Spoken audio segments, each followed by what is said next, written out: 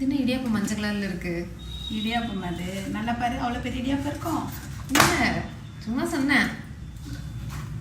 மக்கள் நான் சொல்கிறேன். இரு ஸ்டவ்வை பற்ற வைக்காமே ஊற்ற போகிறேன். எல்லாம் ரொம்ப சூடாயிடுச்சு, நான் ஆஃப் பண்ணிட்டேன். சூடாகணுமா? அப்படியே தோசை மாதிரி சுற்றணுமா?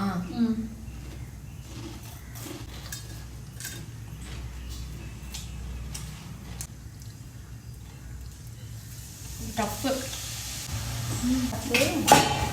அமுத்த முடியல. என்ன முடியுதுல்ல? கண்டினியூ பண்ணுங்க.